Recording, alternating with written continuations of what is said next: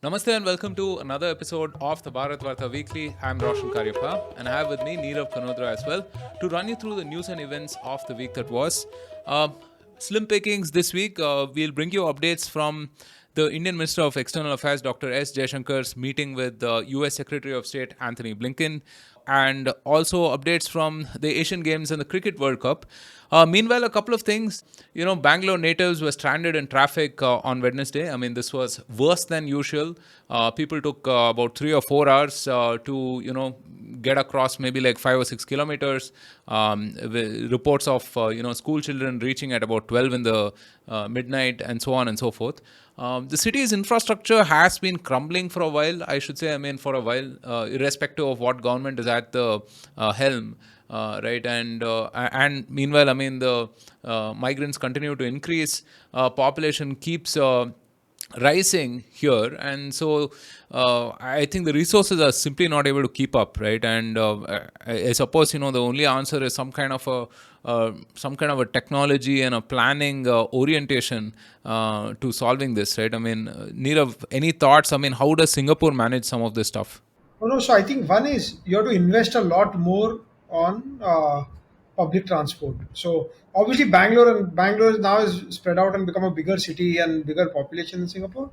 But first and foremost, I think like Mumbai has a suburban railway, Bangalore should start a suburban railway.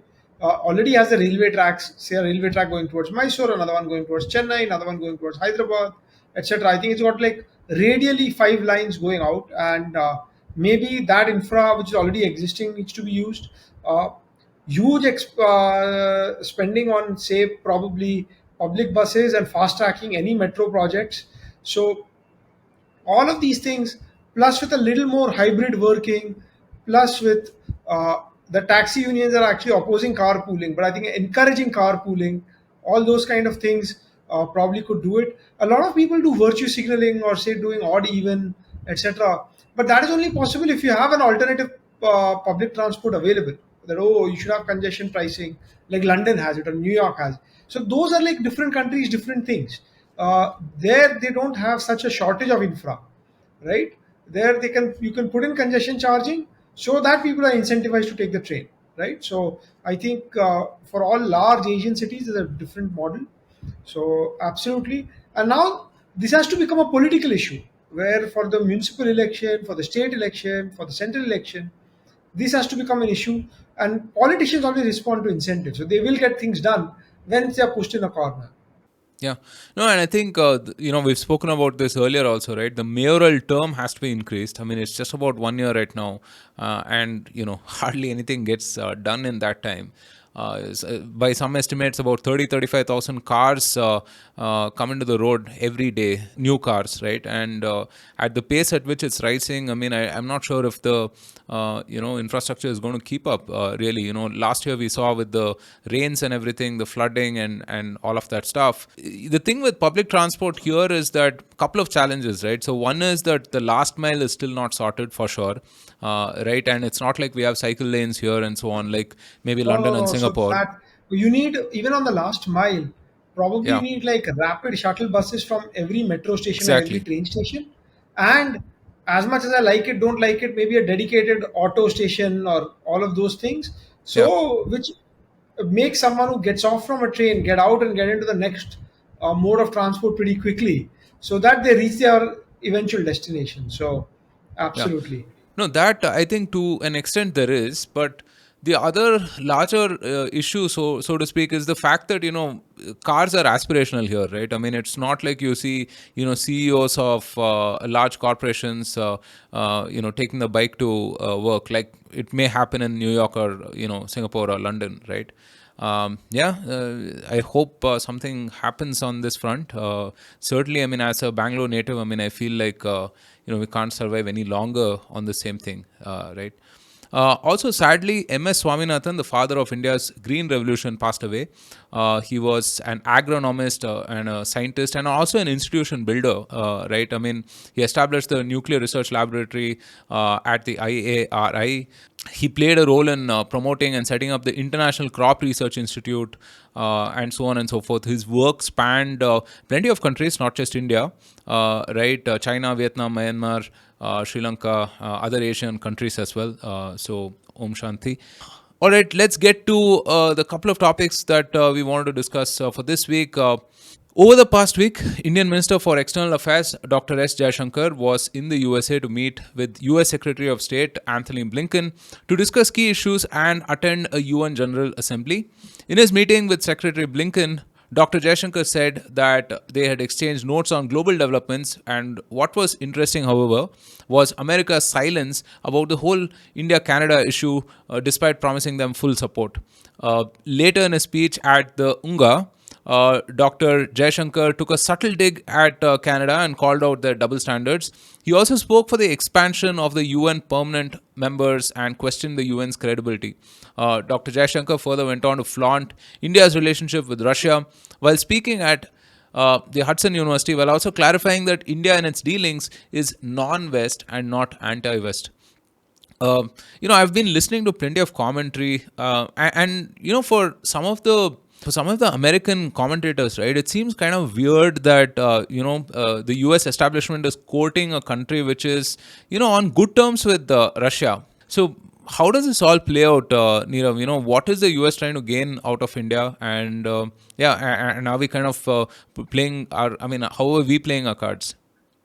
So one is, see, I think everybody, there are no permanent friends, no permanent enemies, only permanent interests. So that is one thing. Second is, India has to play a balancing act.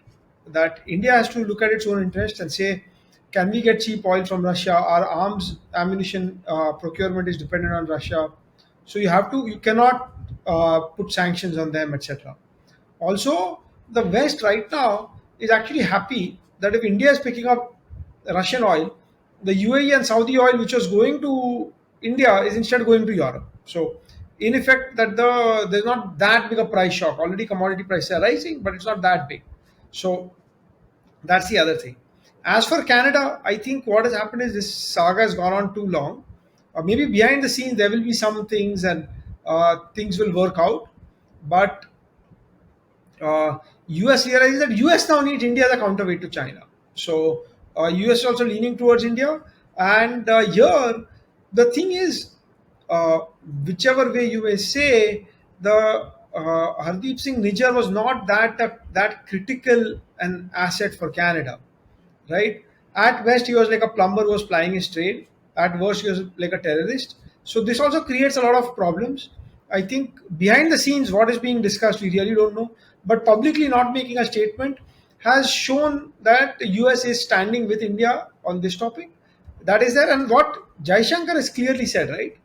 That the West probably is used to having a vassal agreement with arrangement with all the global South, and we've had this history of colonialism which we suffered a lot, so we don't want to go there. We might be weaker, but we are not going to be subordinate, right? And so he said, yeah, we are not anti-West, but we are standing for our own viewpoints, and we are standing for our own interests. So I think that has been made quite clearly. He's been like by far like the most articulate foreign minister that India has had, and like with he's shown like his iron fist in a velvet glove, if I would describe him. So I think he's done quite well. See, all these are very delicate things. Also, this is what you would call like 3D chess or multi-dimensional chess. Everybody has their own different viewpoints, different interests. How do you play the balancing game? And Jaishankar, being a seasoned diplomat, obviously is probably the best suited person for the job in the country. But yeah, I think all of these things will play out over a period of time, and I think India has shown its seriousness about combating Khalistani elements. So that seriousness has been like very well conveyed by standing up and not bending back to Canada.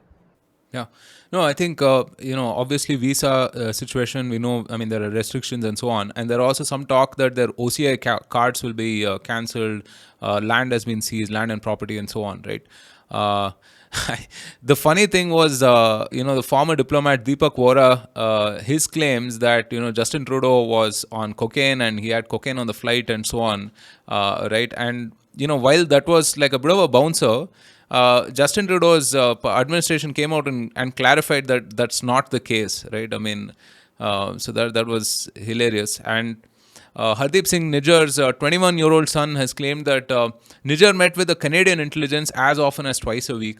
So there is some speculation that Nijjar was also maybe an asset of the CSIS, right? So we'll bring you updates on that front. Moving on, the Asian Games 2023 have been going on for a week now in China. So far, India is in the fourth position, trailing behind China, Japan, and South Korea. Uh, with 8 gold medals, 12 silver medals, and 13 bronze medals, tallying up to 33 medals overall. Next week, India is all set to kick off the ICC Cricket World Cup 2023 on October 5th, with the finals on November 19th. The tournament will begin with England versus New Zealand. The fifth game in the tournament is India's first game, and we will be playing against Australia. Uh, Not much hype about either of these, whether it's the Asian Yeah, Games or the Cricket World Cup. Something seems to be amiss, Nirav. I don't know if it's the yeah. India-Canada situation taking away, all the spotlight from these, or what do you think? So could be. I think like maybe the Asian Games because it's in Hangzhou, China. I think the Indian media is not playing it up that big compared to the Commonwealth Games, right? So, anyways, India is kind of in the familiar position where it is always there behind China, Korea, and Japan on the medals tally.